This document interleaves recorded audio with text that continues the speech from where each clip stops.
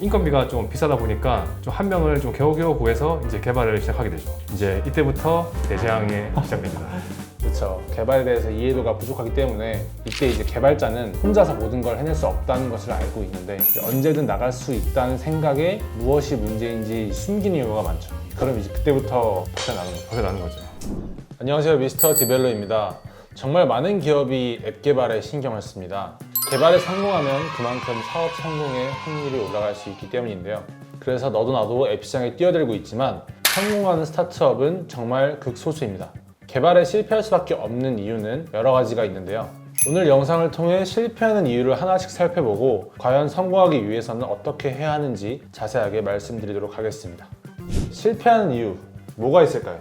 앱이 창업 패키지 앱을 개발할 때 좀 실패로 이어지는 가장 큰 이유는 기획을 진짜 너무너무 이제 늘어지게 하기 때문입니다. 제일 싫어. 제가 제일 싫어하는 케이스예요.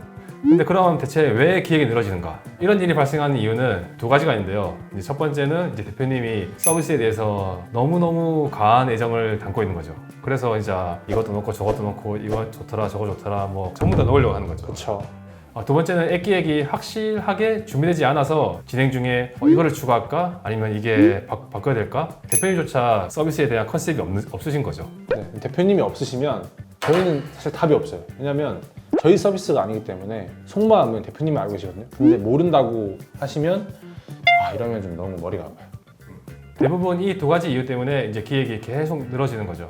물론 이제 새롭게 사업을 시작과 동시에 더 좋은 서비스를 이제 만들기 위해서 잠자는 빼고 이제 대표님들은 이제 그 서비스에 몰입을 하다 보니까 이제 새로운 방안이나 더 좋은 이제 방향성들이 계속 나올 수는 있습니다. 그렇죠. 저희도 서비스를 안 만들어 본 게 아니니까 또 저희 자체 서비스도 있잖아요.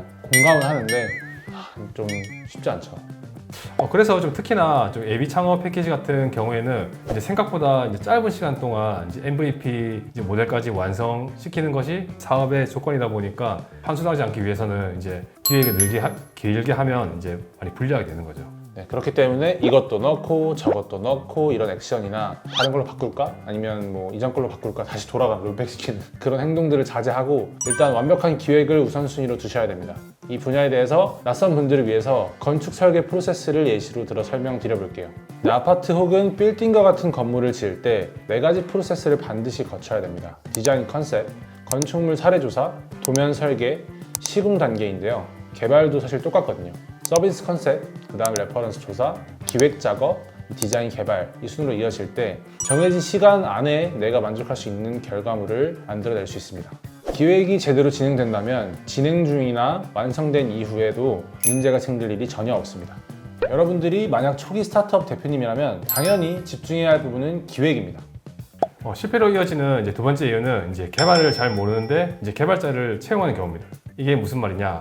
간혹 어떤 대표님께서는 이제 외주를 맡기는 것보다 좀 내가 만들고 싶은 거 만들려면은 이제 사람을 고용하는 게 더 편하지 않을까라는 생각으로 이쪽 분야에 대해서 잘 모르시지만 이제 개발자 직원을 구하시는 분들이 많습니다. 게다가 좀 인건비가 좀 비싸다 보니까 좀 한 명을 좀 겨우겨우 구해서 이제 개발을 시작하게 되죠. 이제 이때부터 대재앙이 시작됩니다. 그렇죠. 개발에 대해서 이해도가 부족하기 때문에 대표가 하려 했던 것들을 생각나는 대로 하나하나씩 적용을 하기 시작하는데요. 이때 이제 개발자는 혼자서 모든 걸 해낼 수 없다는 것을 알고 있는데 이제 언제든 나갈 수 있다는 생각에 무엇이 문제인지 숨긴 이유가 많죠. 그럼 이제 그때부터 벗어나는 거죠. 그러면 안 되는 걸 개발자도 알고 있지만 이제 참 상황이 그렇다는 게 고용주니까 이제 계속 만드는 거죠.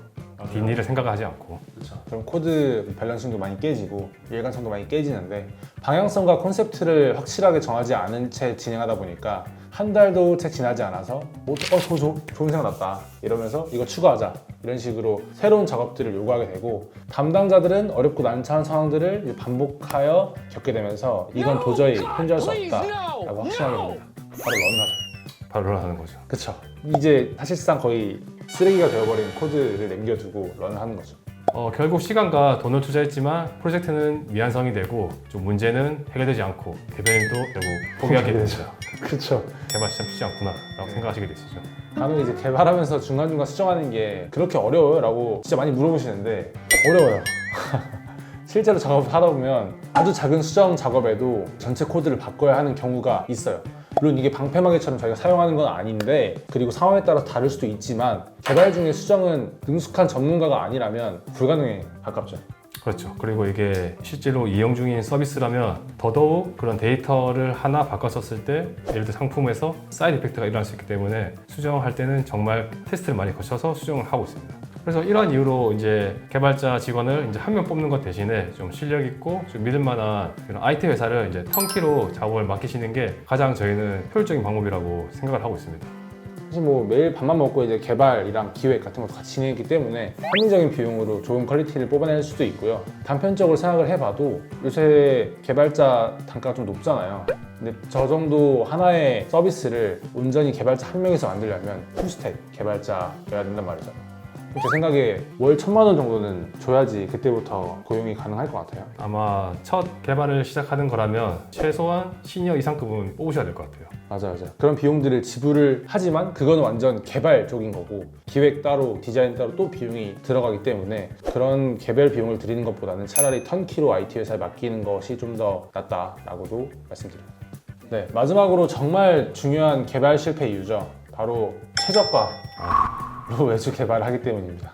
저희가 턴키로 맡기라고 해서 이 금액이 비싼 데보다 최대한 싼 데를 알아보자, 싼 외주 개발을 해보자 결정을 하셨다면 바로 마음을 바꾸셔야 되는데요. 외주 개발이 왜 이렇게 비싼 거야? 라고 생각하시는 분들도 꽤 있습니다. 하지만 이제 얼마나 많은 시간이 투입되는지, 필요한 기술이 어느 정도인지를 알게 되신다면 오히려 저렴하다라고 생각하는 경우도 많습니다. 한번 생각해 보시면 카카오나 뭐 토스 이런 데 보면 이제 개발자가 진짜 어마어마하게 많죠. 그리고 그렇죠. 아실지 모르겠지만 일반적인 스타트업 기업도 투자를 받아서 개발자를 최소한 한 3, 4명은 채용하고 있어요. 이제 그런 경우에도 이제 CTO, 뭐 프론트, 뭐 백엔드, 데이터 관리한 사람 1명 뭐 이렇게만 뽑아도 뭐 최소 한 달에 3,000 넘게 들고 왔거든요, 제 생각에. 그런데 그런 경우에는 이제 개발을 성공적으로 마치시고 이제 조금 투자를 받으신 여력이 되신다면 이제 하시는 게 좋고요. 뭐 MVP 개발이라든가 초기 서비스를 시작할 때는 저희 외주 회사에 맡기는 게 좋다고 생각하고 있습니다. 하지만 최저가 외주 회사는 사실 아까 저희가 말씀드렸던 개발자 런과 비슷한 형태로 런을 당하실 수도 있고, 에르메스가 왜 에르메스고 길거리 파는 보세가 왜 보세겠어요. 질부터 사실 다르잖아요. 정말 차이가 많이 나죠. 품질 보증도 다르고 그렇기 때문에 최저가보다는 조금 더 가격대가 있는 데를 찾아서 합리적인 가격에 최적의 퀄리티를 뽑아내셨으면 좋겠습니다. 정리하자면 이제 개발은 100% 사람이 하는 일이다 보니까 투입되는 공세에 비례해서 견적이 치정된다고 보시면 됩니다. 좀 이 법칙을 기준으로 만약 내가 최저가로 회사를 운영해야 한다면 어떻게 비용을 조절하면 될까요?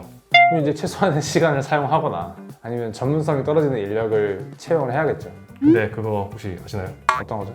갓 졸업한 개발자를 3명 쓰는 것보다 이제 대형 프로젝트 경험이 있는 베테랑 개발자 1명을 쓰는 것이 훨씬 더 작업의 퀄리티를 높이는 데 유리합니다. 익명 3명 쓰는 것보다 상명이 훨씬 좋습니다. 그렇죠. 가격을 낮추게 되면 회사의 수입이 낮아지고 실력이 좋은 개발자보다는 저렴한 인력들로 대체해야 되는 악순환이 발생하게 됩니다.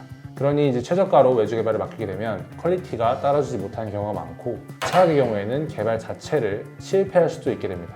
의외로 많아요. 정말 많아요. 중간에 터지고 소송 가고 이런 경우 정말 많습니다. 저희한테 오는 그런 클라이언트 대표님분들도 다른 뭐 개발사가 도망쳐서 소문 듣고 찾아왔다. 그렇죠. 제발 이거 수술 좀 해달라 하는 경우는 정말 많이 있어요. 블로그 보시면 사례가 생각보다 더 많습니다. 오늘 스타트업이 개발에 실패하는 이유에 대해서 알아봤는데요. 누구도 내 피 같은 돈을 한 번에 날리길 원하지 않습니다. 오늘 말씀드린 내용을 바탕으로 꼭 제대로 된 개발사를 찾아서 개발에 성공하셨으면 좋겠습니다. 오늘 영상이 도움이 되셨다면 구독과 좋아요 눌러주세요. 그리고 개발에 대해서 궁금하신 사항이 있다면 댓글로 남겨주세요. 자세하게 답변 달아드리도록 하겠습니다. 감사합니다.